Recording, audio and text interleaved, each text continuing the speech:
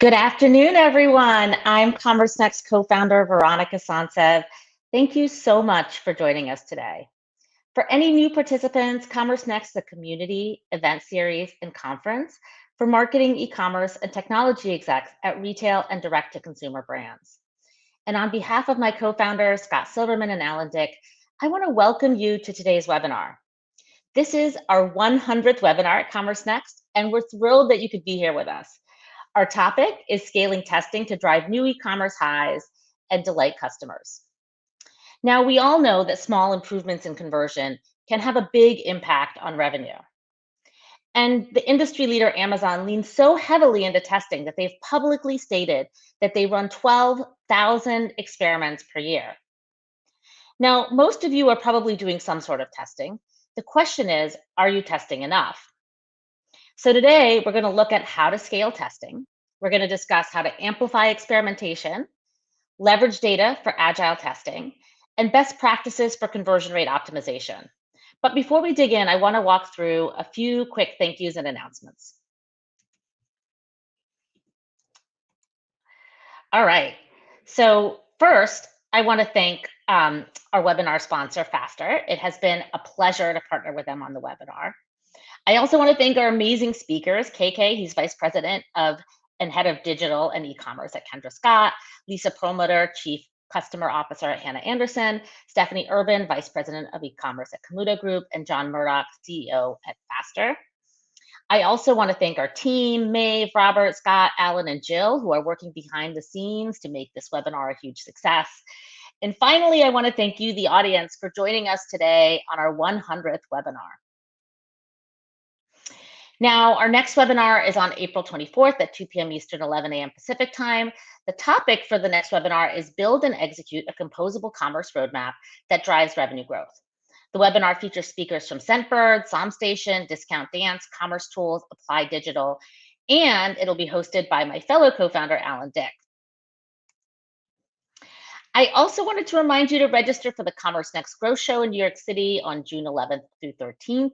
We have an amazing speaker lineup this year. Some of our new speakers include execs from Church & Dwight, Uniqlo, Walgreens, Brooklinen, Shein, Ulta, and so many more. We've entered the registration link in the chat, or you can go to commercenext.com to learn more. Now, if you missed any of our past webinars or actually just want to brush up on any topic, our YouTube channel is a wealth of information. You can find a ton of content on that YouTube channel, and it's at youtube.com/commercenext. Finally, for those who've been here, you already know, but don't worry if you miss anything. We do record these webinars. They're usually available by the next day. I'm going to quickly show you where everything is on the screen, and then we'll get started. So first of all, the main panel for interactivity is actually on the right. From there, you can navigate to chat. Chat is where you can tell us where you're calling in from. You can give the speakers high fives or interact with other audience members. But if you have a question, we want you to use the Q&A tab, and that's because there's some additional functionality there that lets you upvote questions, and that lets me know what's important to you, so I can make sure to ask the panelists in the panel portion of the webinar discussion. Later in the webinar, we'll also have polls, and of course, those live questions pop up on your screen, but if you want to see the results, you can find those in the polls tab. And then finally, we have the handouts tab. In that section, you'll be able to download the slides from today, as well as two handouts from Faster. One is a Nick and Zoe case study, and the other one's an e-guide on leadership in the age of AI. And of course, if you're watching on replay, that link to the handouts is at the bottom of your player. So our agenda for today, we have a presentation by Faster on scaling testing to drive new e-commerce highs and delight customers. Then we're going to ask you some questions via our audience polls. And then we have a panel discussion with Kendra Scott, Hannah Anderson, Komodo Group, and Faster. So with that, I'm excited to turn it over to John Murdoch, CEO of Faster. He's going to talk about how you can scale testing. Welcome, John. Thank you, Veronica. How lucky am I to be the 100th webinar? So I had no idea. So thank you so much. So thrilled to be here, and fantastic to kind of spend time with everyone today. And just want to thank KK and Lisa and Stephanie for joining the panel today. I'm John Murdoch. I'm the CEO here at Faster. Before joining Faster, I've spent my career in digital transformation work with agencies and software companies. So spent a lot of time around customer data, marketing personalization, mobile content delivery networks, analytics, and financials. I've kind of seen it all. So that's a little bit about me. And just a brief commercial on Faster. Our software is really changing the game for front end of commerce experiences.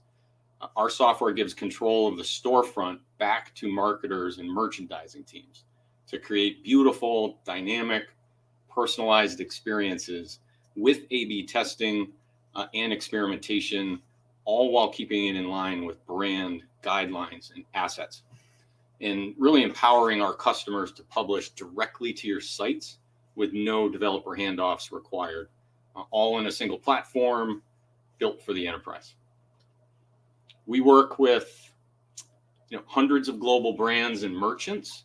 We also work with just about every commerce platform, so headless, composable, legacy. We've seen it all.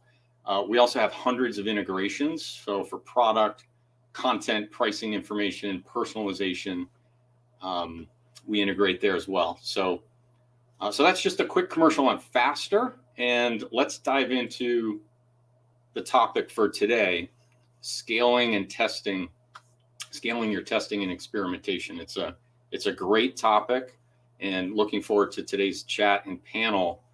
And as with many things in e-commerce, the industry is changing very fast. Consumers and consumer behaviors are changing very fast. And we all need to stay ahead of that and stay one step ahead of them to continue to serve our customers and our consumers well. And we know this isn't easy because there's a lot of challenges today keeping attention of our customers and keeping attention of consumers. Doom scrolling, cookie cutter layouts. The consumer's absolutely bored, and you need to be different. We all need to be different, and we need to be authentic as well. And so message is no longer just good enough. Promotions are no longer just good enough. Product, in some cases, is no longer good enough. It's everything pulled together into an experience working together like a symphony, from that first click of onto a brand, discovering products, all the way through to purchase and even post-purchase services, returns, community. Every touch point is important, and keeping that in coordination is certainly challenging, because it is difficult to be authentic. It's very difficult to be different, and it's easier said than done. And so we all know it when we see it, and we all know it when we feel something that's different. And so, my prediction, probably like many of yours, is, this is the future: connecting with brands, connecting with communities, and connecting with experiences. These things are important to customers and to consumers. And so my plea to the industry and everybody today, and is let's bring back the creative. Let's experiment more, and let's be bolder with our content and our thinking around engaging customers in the experience. And let's get off of this hamster wheel of boring, and let's get off of this hamster wheel of cookie cutter templates, and let's stop being lookalikes. Let's really drive our unique brands and create better experiences for our customers. And when we are creating those experiences, we need to remember, and it's obvious to all of us, that the customer journey through many different touch points is what's important. So whether you're selling jewelry or clothing or home furnishings or software, in our case, odds are the journey has started someplace on a mobile device, social media, maybe it was an email link, an SMS link, QR code, a lot of different starting points. But customers and consumers, they kind of expect a better experience. They expect the content to be dynamic. They expect personalization. They expect it to be just seamless from one point to all the way through to the end. And so we need to focus there. And I know we've all had those bad experiences as consumers ourselves, where you've clicked on a link and you've landed on a completely different content experience, maybe even, different products, or you just get lost in the navigation. So, this is really where revenue leakage lives. This obviously also diminishes your brand. So, we can do better as an industry, we can do better as brands and retailers, and the technology exists. So this is all within our grasp. And we can get out of this kind of set it and forget it mode and get into a place where we're continuously experimenting and testing with the experience of engaging with our customers. And that's what's important. So what's standing in our way, what's been standing in our way, is, well, most companies, and maybe you feel this too, we're locked, you're locked, you're handcuffed, and there's bottlenecks in IT resources. Most sites and experiences still today require some level of coding, to change or update or enhance that experience. And so there's IT teams and coding teams involved in the process.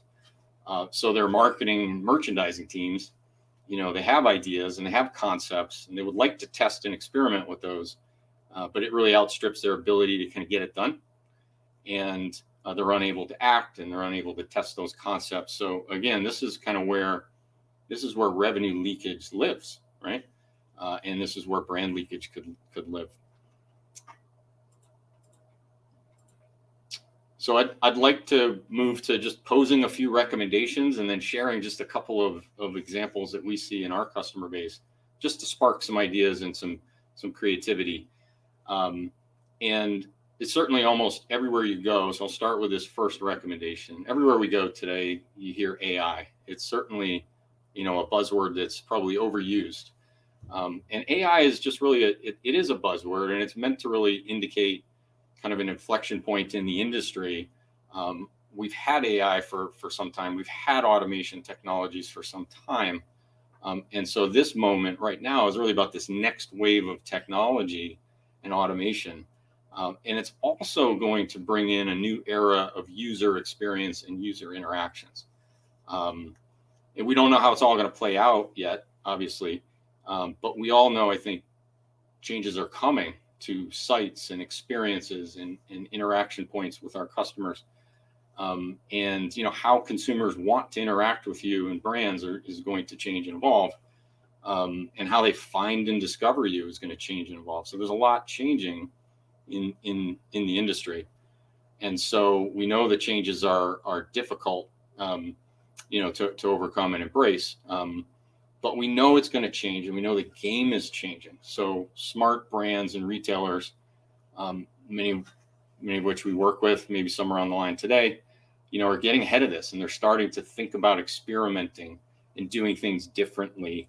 And they're certainly streamlining their processes and moving away from what used to take weeks or months to build and deploy a concept to something that can be done in minutes and hours. So whether you work with us or you work with someone else, it's really about, can you get your process moving faster so that you can enable your teams to experiment and find those creative ways to drive your brand and drive revenue. So I certainly believe, and I know here at Faster, we believe this is the time, this moment is the time for marketers and merchandisers and, revenue teams to really emerge. And, I'm very excited about this wave because I think it's going to really empower the creatives. It's going to empower the marketers and the merchandisers in a way where, you really just couldn't get to that level of empowerment in the past.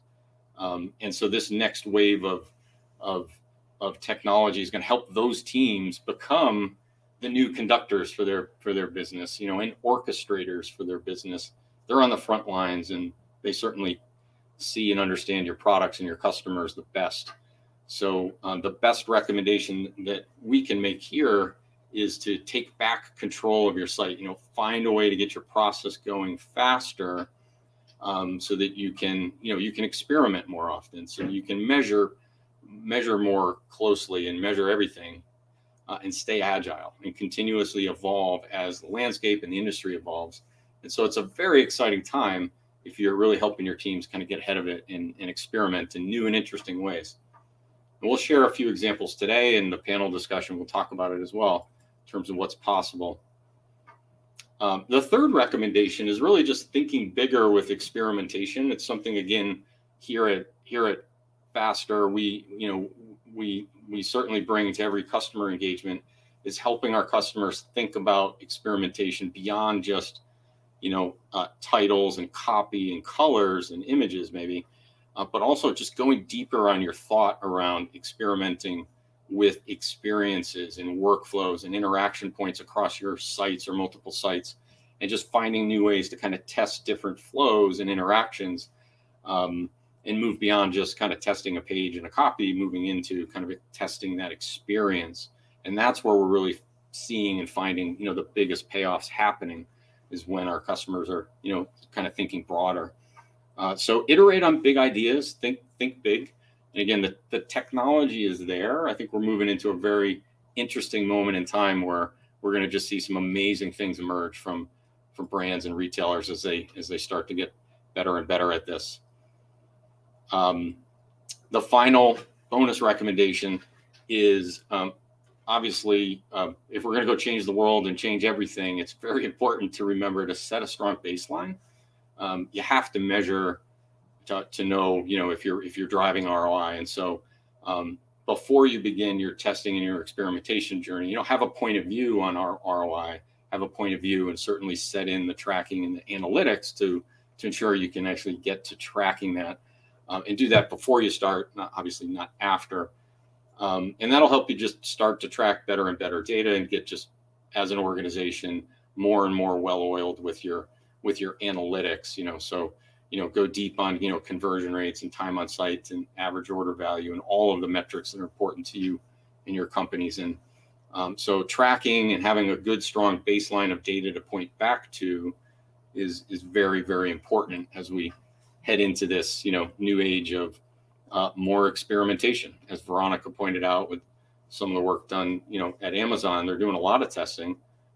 We'll talk about, whether all of that testing is, high value. But I'd like to just focus in on a few kind of concepts and ideas here in the next couple of slides from our customer base. There's things that they're doing in testing that are more high value testing, or more experiential type of testing. So for big ideas, I'll start with just a couple of examples, and hopefully they do inspire. The first category here is really around interaction points and workflow inside of your experience. And so, this may be something that, covers multiple screens and multiple parts of your sites, or multiple sites. And so there's a lot that you can do, and there's a lot that you can test. The example that I show here is from one of our customers, Ethan Allen. And they do quite a few interesting things. I've just, really kind of pull out a couple that are, interesting for this. The first is, I just want to kind of highlight their homepage banner. If you actually go to their site, they've done just a beautiful job with a nice video, and several kind of hero videos that show.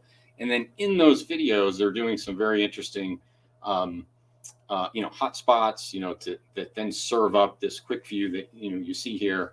And they've experimented with different quick views and different levels of making, videos and images shoppable.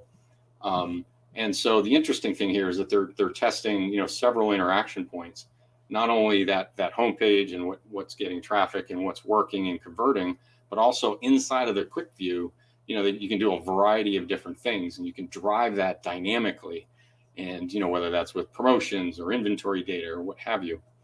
So there's a lot of interesting things that you can do with this experiential layer, that will help you really, kind of drive a better, more optimized site, and certainly engage with your customers, in unique and interesting ways. So that's just one example. Again, at like kind of the experiential layer of, looking at your site beyond the page and trying to find ways to connect experience across multiple, vectors.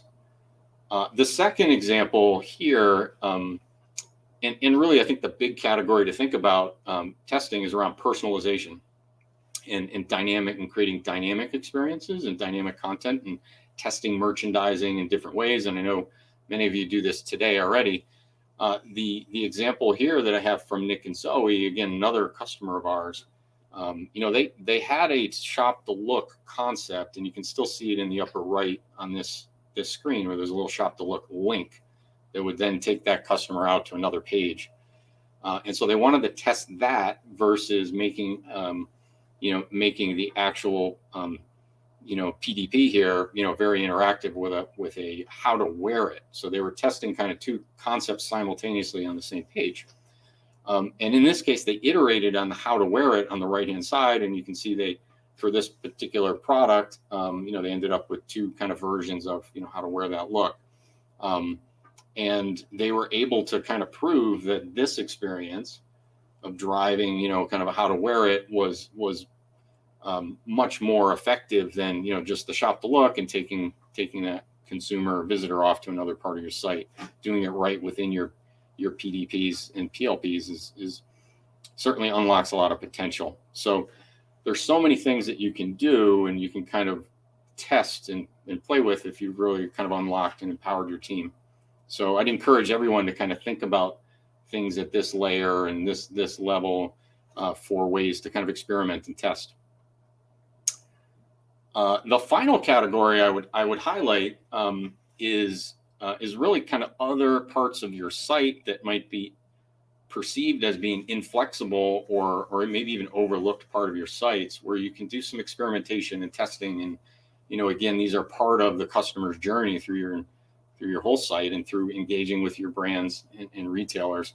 So, you may perceive these as parts of the site that are inflexible, but there's so many things you can do now to just, kind of take over pieces of a site and test different concepts. So here we have another customer of ours, the SAC, and they've just done a tremendous job. And there's a couple of things I want to highlight here that they were testing and experimenting with. The first is in the upper right. If you look in the upper right, they have a carousel here, and that carousel has some unique interaction that they built in to move, from different types of products all within the same carousel and have them populated, dynamically, by their product engine. And I think they're using Algolia here. So they were testing different kind of layouts and different concepts for their carousel, very easy to do.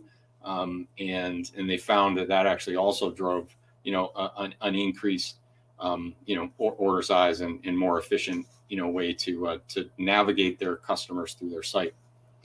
The second thing they did, which was really around testing some market research, they were looking to, run a quiz and, surface that quiz in different parts of their site that helped them just do some market research on perhaps building some new products for, in this case, men's clogs. So they very easily kind of put some quizzes out there. We helped them kind of collect that information. And again, they were kind of experimenting in different ways along their site. So I would just encourage everyone, and looking forward to the discussion today to hear more examples from our panel, to think about areas of your site to experiment with, and there's so many different things you can do around your site. So I'll end with just a final commercial before we get to the panel. And so before I go, just, one last note on Faster Front End. We do help kind of create those experiences. We help our customers experiment and test with them and close the loop with optimization.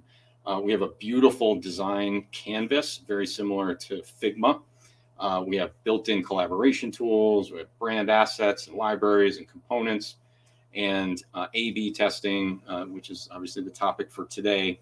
And we even have some co-pilots for helping with SEO and accessibility and language translation. So there's a lot here. We'd love to talk to anyone that has some interest, if this sparks, any ideas and interest from you. And if you want to reach out directly, you can reach out directly to me as well. So with that, would love to move back to the panel, Veronica. Awesome. Thank you so much, John. And we will do a few polls, and then we'll get you back on the screen to do the panel discussion. So we are now going into instant polls. Let's see. Our first question, we kind of benchmarked it and said Amazon does 12,000 experiments a year, which I realize that probably nobody else does. But how many experiments do you actually do every month? Is it less than 10? Is it 10 to 49, 50 to 99, or 100 plus? All right. It looks like 70% of you do 10 or less tests a month, and about 30% do 10 to 49 tests. So very good information for us to kind of understand and benchmark. All right, next question. What is stopping you from running more A/B tests today? And you can select all that apply here. A is insufficient people to oversee testing. B is lack of technical resources, and here we mean technical human resources. C is we don't have the right tools to scale testing. D is we're not sure what to test. E is we don't want our A/B tests to conflict with each other. And F is something else. And if there's something else, please put that in the chat so we can address it. The biggest reason, and this speaks a lot to kind of actually Faster's value proposition, a big reason for why people are not testing more is lack of technical human resources. So 26% said that, followed by a tie for insufficient people to oversee testing. And we don't want our A/B tests to conflict with each other, which was at 20%. So very interesting responses there. And then our next question is related to our April 24th webinar on composable commerce. And actually, what Alan's trying to do with this question is to get your feedback on what we should cover in that webinar. So for the next webinar, what insights or strategies do you want our panel of composable commerce experts to discuss? And option A is getting buy-in from C-suite or overcoming organizational challenges, organizational resistance to change. B is to get how to get started with composable commerce. C is addressing security and compliance issues. D is tackling scalability and data management challenges. E is getting help. What technical expertise is needed? How do I select the right vendor? F is pitfalls to avoid or unexpected challenges you may face. All right, we have some good data here. There's, Alan, I think there's 3 key things that need to be covered. Getting buy-in from the C-suite / overcoming organizational challenges at 24%, tackling scalability and data management challenges at 23%, and then what pitfalls to avoid / unexpected challenges at 21%. So I think that gives us a nice roadmap for the next webinar. All right, now it's time for the panel discussion. We're going to bring the panelists up on the stage. Hello, everyone. Hi. Oh, awesome. Well, thank you so much for joining us. I'm excited to start this discussion. We got a chance to meet John earlier. So KK, Stephanie, Lisa, I'm going to have you guys briefly introduce yourselves and your roles in your respective company, and then we'll dive right in. KK, you want to start? Sure. Great presentation, John. Very insightful. Hi, everyone. Excited to be here. I'm KK, head of e-commerce and digital at Kendra Scott. I started January last year. If you don't know Kendra Scott, we are a lifestyle jewelry brand founded in 2002. We have around 145 stores. 35% of our business comes from e-com. We are a deeply personal brand, and in the last decade, we have donated over 65 million in different philanthropic efforts. Very much looking forward to the discussion today. Awesome. Stephanie, you want to go next? Sure. Hi, I'm Stephanie Urban. I'm the Vice President of E-commerce and Marketing for the Vince Camuto brand. We're a women's fashion lifestyle footwear brand, and we are, growing really quickly and looking forward to having this conversation about how you can scale testing. Awesome. And finally, Lisa. Great. Well, I'm Lisa Promoter, Chief Customer Officer at Hannah Anderson. And Chief Customer Officer really means really focused in on all of our customer touch points and experience. For those who don't know Hannah, we're about a 40-year-old premium baby and kids clothing company. And really, it's about our long-lasting clothing quality. It's at the heart of what we do. And they're clothes literally made to be handed down generation to generation. You might know our family matching pajamas, some of you in the audience. And I can't help myself. We had a big product launch today. Our exclusive to Hannah Bluey summer collection just dropped. Those of you who are Bluey fans in the audience, the designs and the characters all exclusive to Hannah are from a customer favorite episode, The Escape. Awesome. How fun. Perfect timing too. So Lisa, I'm going to stay with you for the next question because I want to go into an example. And I feel like a good example kind of always gets people leaning in and excited about the topic. So if you could start by giving the audience first of all, an overview of your testing approach, who owns testing, how many tests do you run, and what tools do you use? Yeah. So really, when I think about testing across our digital experiences, it's shared responsibility across all of my channels. And John, just really great presentation. John was really focused on the site, and that's important. And I really think about testing across all the channels holistically. So whether that's in our email channel, all of our paid channels, our site experience, of course, each team and each channel should really be owning their own roadmap, and they should really be doing it with hypothesis-led testing, and focus on why they're doing it and what are the results we're trying to get out of it. And on the tools side, I'll just say kind of we're on our ecom platform. We really use our ecom platform. And then on the channel side, it's really in situ testing. And we stitch together a few other kind of incremental tools on top of it. But I really like to think about it as a holistic testing approach. Awesome. Stephanie, how about you? Yeah, I agree with Lisa. It definitely expands beyond the website and just thinking cross-channel where you can make the most impact. So getting a really good understanding of kind of what your key issue KPIs are, but also as your team plans out their tests, trying to do it in a really thoughtful way so that you're learning and then also sharing that back with all relevant partners, whether that's IT or creative, and getting each channel to really own their KPIs and understand that starting at entry level. So I think A/B testing is actually a really interesting challenge to give to junior team members so that they start understanding and realizing how they can plan and impact KPIs if they put together a really strategic thought strategy. So kind of starting from ground up and then making sure there's share back across channels so that we're using those learnings elsewhere. And roughly, like, how many tests do you run? Who owns it? Yeah, I mean, I think across channels, we're probably in that 10 to 50 a month range right now. And similar to Lisa, there's different types of tools and things that we have live. Like we have Optimizely for site testing. We're constantly running an email roadmap for testing within that channel. And again, so channel leaders have their roadmaps, but then making sure the team is in a cycle of consistent hindsighting, consistent feedback and relay so that everyone's kind of learning where we're making those impacts. Awesome. Thank you. KK, how about you? Yeah, it's very much in similar lines. So when I started last year, testing was non-existent. So we spent like millions on powerful testing tools, but there was no expert. So the fast forward, like within 6 months, I created the analytics and personalization function, hired the experts to accelerate our overall like testing personalization ambition. Our testing approach is threefold. First, like we take a data and customer-driven approach to find the friction points in the customer journey, create hypotheses, and then get all the ideas like to the table. Second, do pre-testing or ROI-driven prioritization, and then do the test, effectively measure. And then finally, like we empower teams to scale them, whether it's across like different channels, and then apply those learnings, like so that like we can apply those into like personalization. In terms of the tool sets, like we use Monited, Salesforce, A/B testing capability. We are also a partner of Faster, so we are going to start using soon their tool for landing page optimization.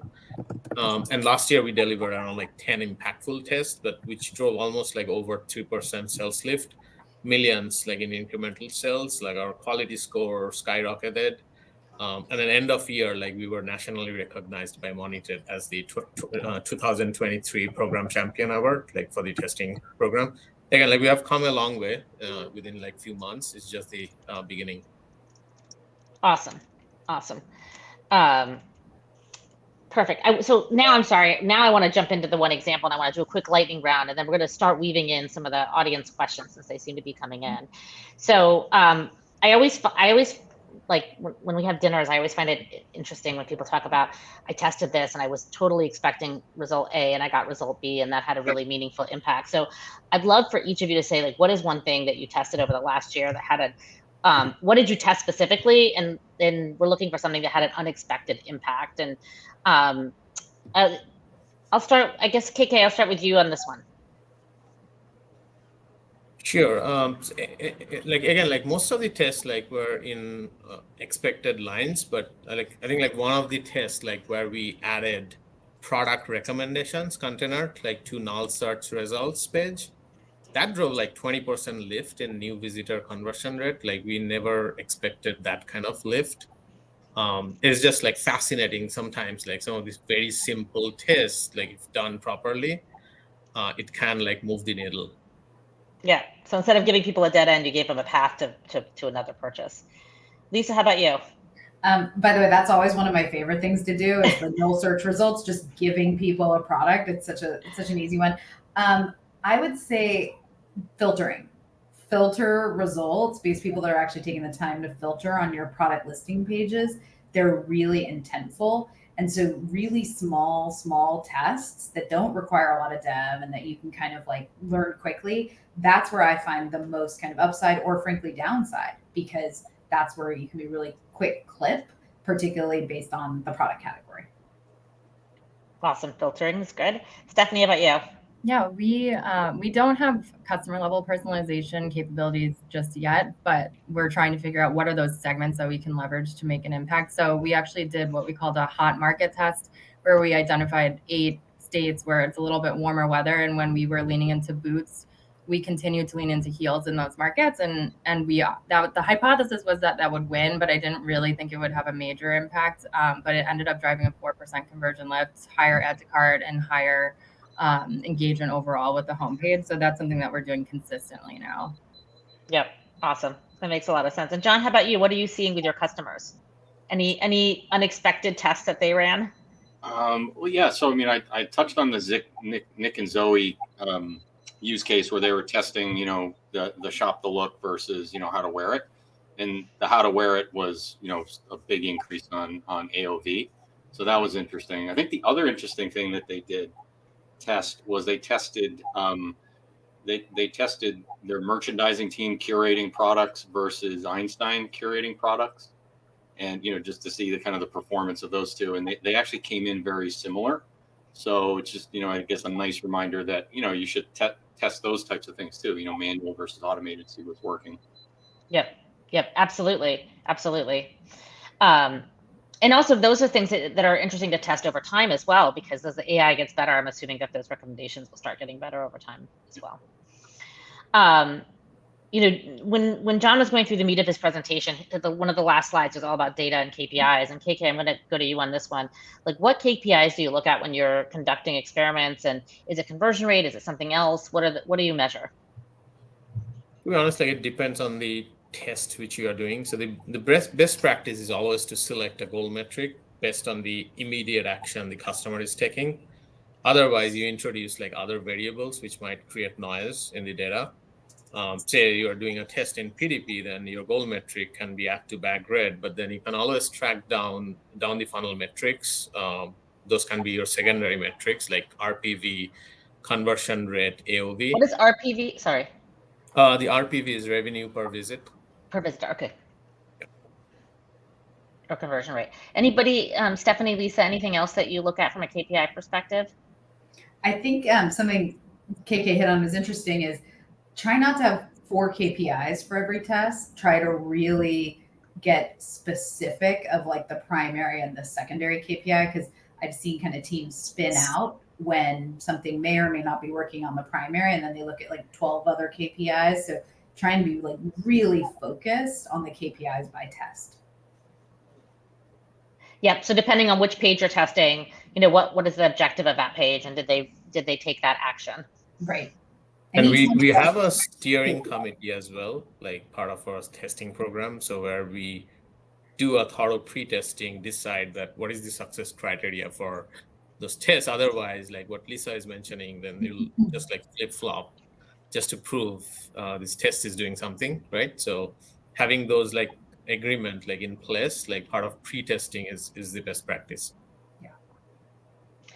And that actually tees up that when Sherry Honig asked a question that I think is really relevant to this, because I think people do come into test with biases, right? And they're trying to test into their what they believe is going to happen. And she asked, how do you avoid jumping the gun on taking action with results too early. So if you're running like a 2-week test and you see results after 3 days and your team wants to use that early data and make a decision, how do you prevent that? Stephanie, do you want to start answering that one? I think that's just having a really thorough plan and the rigor behind that, and sharing that out to your cross-functional partners to say, there may be something impacting sooner, but we're going to wait 2 weeks to get a full read, make sure it's statistically significant. There's obviously other things that could be impacting, especially within a short 3-day time frame. So kind of making sure that your methodology is clear from the beginning and getting that organizational buy-in and pretty much sticking with that. So the more planful you are at sharing out a longer tail view of what that looks like, the better off. But no one has a lot of patience, as we all know. And so everyone wants to be quick, including myself, including probably all of us on the call. So everyone wants to be quick to get the upside or the downside turned off. It's hard to have a lot of patience there. And oftentimes, like your testing tool, like will give you an indication, like this test is going to take like 90 days to reach significance. I think that makes it much easier to like make the call to end test like that. But then again, to Stephanie's point, I think having a rigor in pre-testing will help you to run test at a scale that like you don't have to like go through that scenario. Awesome. So it sounds like it's a lot about organizational buy-in and just making sure you're communicating with everyone what you're doing and how you're doing it. Stephanie, I'm going to stay with you for this next question, and I want to talk about how you identify and prioritize potential tests for your e-commerce site. But I also want to weave in Lu Chen's question, because she asked, they asked specifically, does anyone test pricing and or promotions? So first of all, how do you prioritize and kind of set your testing roadmap? And also, do you test pricing or promotions, or is it all kind of site functionality? Yeah, so I'll take the first part, but conversion funnel analysis, I think, is key. So I think John also said that's just making sure you have a baseline and then an understanding of a time period where are you seeing the biggest drop off within that conversion funnel helps you quickly kind of identify key areas of impact. And then within each of those touch points, there's obviously different things you can test. So then it's sorting by revenue opportunity. So if we drove an X% lift in, add to bag rate, it would be this much incremental revenue for the business. So we try to sort what we want to work on based on revenue opportunity as much as possible, or making sure that, to KK's earlier point, focusing in on a specific KPI and goal KPI over a certain point in time, so that everyone's kind of focused on like how do we positively impact this in each of our key channels, but those tests don't overlap. As far as promotions and things like that are concerned, we aren't doing a ton of promotional testing outside of Wonderkin testing, which is specific to when people are coming in as new customers, or within welcome email testing, different promotions in that capacity, but maybe someone else is doing more promo specific testing for A/B tests. Lisa, KK, do you want to jump in on this question? Any thoughts on? We actually have started doing this a lot more at Hannah, of customers, where is their bias most interested in purchasing with Hannah? And so a lot of that has been if we've, customers that love our new product launches like today, or customers that are really more discount heavy, how do we test and learn into those? And email channel is actually one of the quickest ways to get some of those test results, by breaking out into customer cohorts and using our segmentation. And we've actually found some really interesting results there. And I think it's a great one that we're going to continue to test into. And that's how you kind of figure out which are the cohorts that are value segments versus like new product segments and things like that. Yeah. Or even by category, and then category by what price point are they most interested in, going back to like the product recommendations. And so really kind of getting more sophisticated as we segment out our customer approach. Awesome. And Lisa, I want to stay with you on for 1 minute, because one of the things Stephanie mentioned was like the overlap in tests, and we talked about that on the prep call. How do you make sure you're not running tests that compete with each other? Do you want to talk about how you've managed that in the past? Yeah. The Amazon running 12,000 experiments per year is amazing. And I don't think anyone is at Amazon level in the ecosystem right now. And so we definitely are not at 12,000.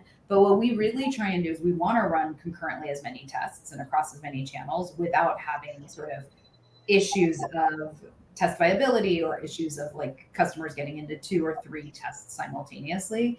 And so that gets complicated, to be honest, and especially when you have different testing tools, like it sounds like we all do. And so we really just have to be cognizant and look at the overall testing roadmap and like map that back up to one kind of comprehensive umbrella, and then making sure we don't have conflict between them. And that gets hard. I'm not saying that's easy, but we don't want to slow testing, and yet we need real results to come through so that we're not having different customer segments leak into other ones.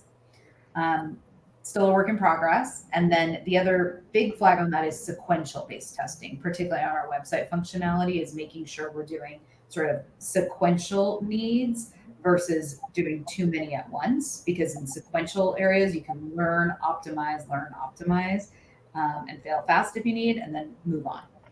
Yeah, because you don't want to like necessarily, if you're trying to find a leaky hole in the bucket, you don't want to like open up too many areas and then you don't know which one is really the culprit. Yeah. Makes a lot of sense. John, in terms of going back to that question on prioritizing testing, how does Faster help with that? I know you guys have some interesting tech tools to help. Yeah, I think in terms of prioritizing, it kind of goes back to like, the basics, right? Picking, I love KK's like, pick a gold metric, right? Try to find things that are the most impactful things, to test.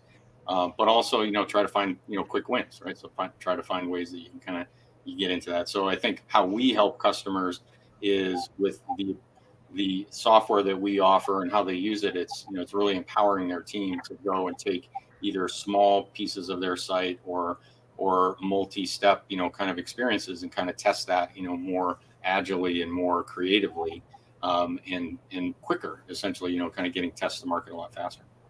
And also, if I recall correctly, you guys have an AI co-pilot that also helps suggest some ways. Yeah, we do. Yeah. So again, not about AI today, but we do have an AI co-pilot that helps with, a lot of SEO optimization, a lot of accessibility compliance, a lot of language translation. So if you think about like, a lot of the testing is also, there's also operational and, and things required to kind of get it live and make sure it's compliant and all of that. So, we kind of help take a lot of those mundane tasks and automate and streamline them so that you can do more testing and get a little bit more creative with how you think about it. Yeah. Makes a lot of sense. Well, when we polled the audience and we asked them, why are they not doing more testing? What the top answer, which I think is not surprising to most people, was lack of technical human resources.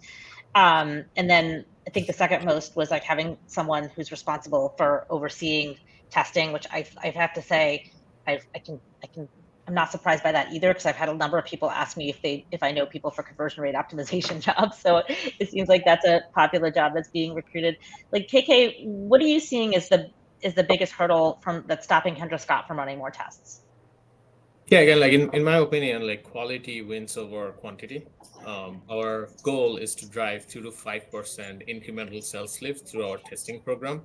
So it really doesn't matter for us, like if you're running 15 impactful tests or 30, as long as like we're generating like sizable incremental revenues, like we are good. Like I was saying, like we have a pre-testing process, like which ensures that we are prioritizing tests like based on cost value and complexity. We do run like multiple tests, like sequential tests as well, like Lisa was mentioning. But we do also ensure that there is no like big overlap like between the tests. Otherwise, it again like starts impacting the results. But at the end of the day, it's the focus from my team is to not run 100 tests, but rather run 10 impactful tests, which is going to reach to that 3 to 5% incremental sales goal. Anyone want to add to that question? Do you feel like that's good? Any other reason why people are not running more tests? I think there's creative resources as well for multiple channels when you're trying to do so many tests. So making sure that you're able to kind of build that process in. And that's why I think I mentioned already, sharing back with creative the opportunity that they've been able to drive by increasing their workload is actually making an impact on the business, I think is really important. So getting buy-in from that perspective too, because I think giving creative an opportunity to feel really great about a KPI that they've impacted helps with morale and an understanding of the why behind it. Yeah. Well, it's funny, it's going to tie into the next audience question that I want to pull in, but I've also heard people using AI to tweak creative. So you kind of create the original concept and then use the AI to create some variants to help offset some of the demand on the creative teams. Yeah, and then that's definitely happening as well. I mean, I feel like the vendor floor at the conferences over the last year have evolved so drastically, and there's so many new opportunities and new vendors. So I think the proof of concept testing with new vendors that offer those opportunities is a whole nother A/B test that brings new opportunities into the business. So even if you can just get one of those done in a year and it makes a significant impact to the business, then I think that's really important to kind of explore what's out there, because yes, you can definitely cut back on resource necessities and or help prioritize all of the different opportunities there are from a site perspective. Awesome. Now, Jackie, I hope I'm pronouncing this last name correctly, Diette, she's the Senior Director of Ecom at Kate Spade. She wants to know if anybody on the panel has made any initiatives to test into AI, or John, if any of your clients have done that. Has anyone tested some of the AI? I guess that could be like AI recommendations. I think, John, you had mentioned that, if I recall, you had a client that tested between AI recommendations and human recommendations. Yeah, that's right. So they tested the Einstein recommendations against the merchandising team's recommendations to curate, and they were close enough in terms of comparison for that test. Doesn't mean to say it applies everywhere, but they picked us a few products and parts of their site. So that was interesting to kind of see that. Any other tests into AI, like to test if the AI functionality is performing better than, I guess, we constantly test our Einstein versus our merch recommendations. But I think Stephanie really hit on it as, AI is like an extension of a creative team, an extension of a copy team, an extension. So it's not a replacement, it's just an extension. And as we think about the segmented world with how many creative you actually need, it's impossible to scale. So it's actually been a really nice incremental resource, as I like to say. Someone had a great analogy the other day. AI is really like an intern. Friday and through, like they can do a lot of work, but they still have to have like some QA oversight. So I thought that was a really nice analogy. Definitely. That's a great analogy, because if you don't give them oversight, you'll have a lot of things that are stupendous and super, totally. All these extra adjectives. Yeah, that's great. I want to talk about cross-platform testing, because we didn't have a chance to touch on that yet. And Lisa, I'll stay with you for a second. How do you handle cross-platform testing? So what I'm talking about here is, how do you ensure that if you fix something in mobile, it doesn't impact something on the desktop experience, or vice versa? How do you kind of test into those platforms, but make sure it doesn't impact other things? Yeah, so I think kind of like most everyone else, the majority of our traffic is now mobile by a long shot. And so we really, we used to be saying this a long time ago, we're mobile first. No, now it's like, we really are mobile first. Like every company has to be mobile first, because that's where 70 to 90% of all of our traffic is. And so when we do testing, we do delineate between desktop and mobile, both from the experience we're bringing to life, and then more importantly, in the data as we analyze it. And our customers they have different behaviors on mobile versus desktop. We see it time and again. We've seen it for 10 years now, and now it's even crossed the chasm more. And so, there's the screen size and the fat fingers and all that on mobile, but it's also just what people have time capacity to do across the device and what their brain is shifting into and shifting gears. So we are very stringent against running tests differently across each platform. So you run one test and you just make sure that whatever you do, it has a positive impact overall, including the two kind of views of it. A lot of our tests are just on mobile, for example. Okay. Just because that's where the majority of the traffic is and the upside in conversion. And so, we'll sometimes just let things ride on desktop, but like really, if we have, a limited capacity of resources. And so really, really hyper focusing on our mobile experience. Awesome. Especially if all the traffic is there. So we have time for one more question, and I'm going to start with Stephanie on this, but I want everyone to kind of chime in here. Stephanie, what are common pitfalls to avoid when you're planning the testing roadmap? I think just don't overcomplicate the test.